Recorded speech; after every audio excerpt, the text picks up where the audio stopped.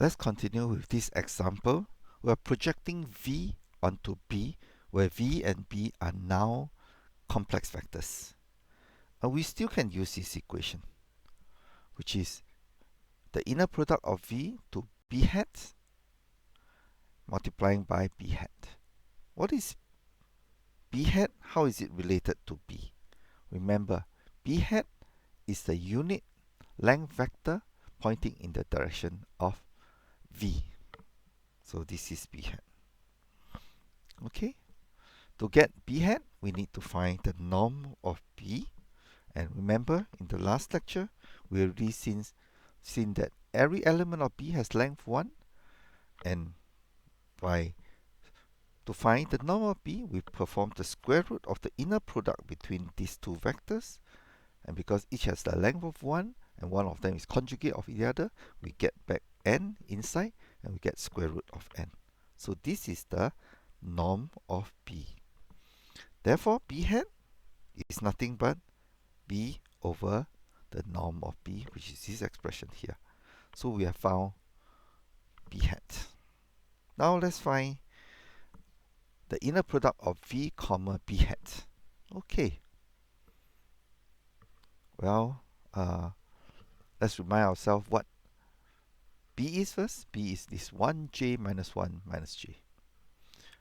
It is a sequence of vectors that is rotating anti-clockwise, and each time it is moving by pi over 2. What is V given to us? V is also a complex vector with 4 elements, and in fact it is exactly the same as B, except that it is being scaled by 1 ej pi over 4. And remember, in our previous lecture we showed that when beta 1 ej pi over 4 is multiplying by B, we are actually getting a phase shifted version of B. So this is the phase shifted version. The 4 points are here compared to B, which is the 4 points are here. So this is B.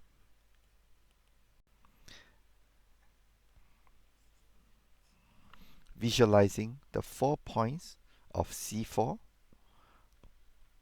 in the 2D complex plane, as opposed to Z,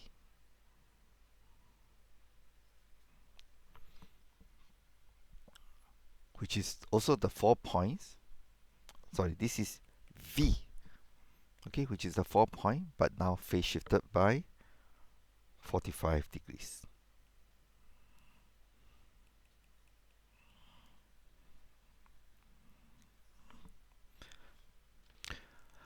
Let's plug in the equation.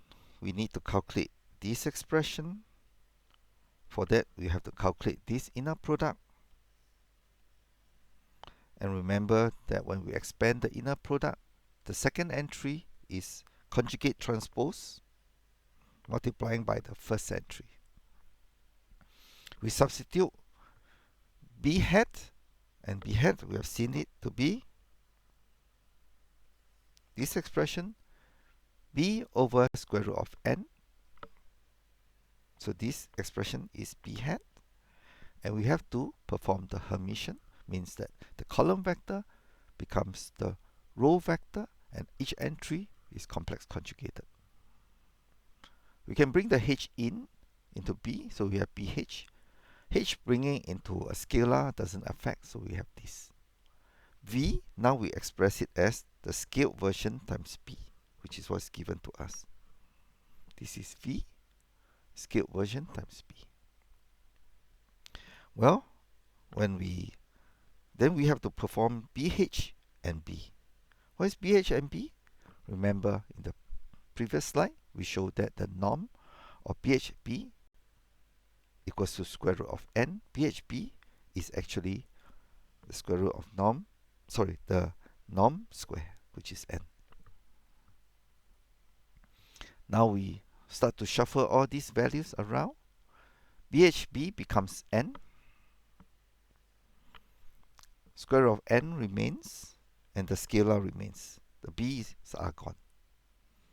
So The inner product of V and B hat is a scalar. And this scalar will tell us how much to scale B hat by to get back V.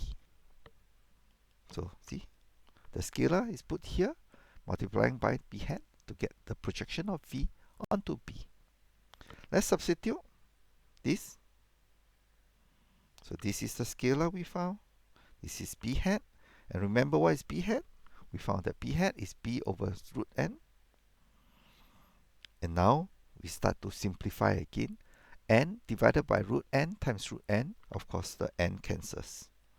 And we get back a scalar multiplying by B. And voila, this scalar is exactly the same scalar as we have defined for V. V equals to the scalar times B, the same scalar times B. So the conclusion is projection of V onto B loses nothing. We can find the correct scalar to approximate, to multiply B by to get back V. So why is this so? Conceptually, V and B's are having the same direction. They just have different magnitude. So even though they are phase shifted, it's okay. Conceptually, V and B are a point in the space. They are in the same direction in the Cn space. All we need to do is to find the correct value to multiply B hat such that we can get back V. So imagine that the yellow is a vector called V, and B hat actually have the same direction, just different length. We just need to find the correct length. And finally, we're going to introduce Fourier transform. The key insight of Fourier transforms are the set of B's are complex exponentials. They're not any kind of random basis. They just have different rotating frequencies. And because they have different rotating frequencies, we can decompose, and that's the word, we can decompose any signals that we want into this scaled complex exponential, and then we can look at the scale, and now we can interpret that, oh, V has different, let's say, energy with different phase at a different frequency. Thank you.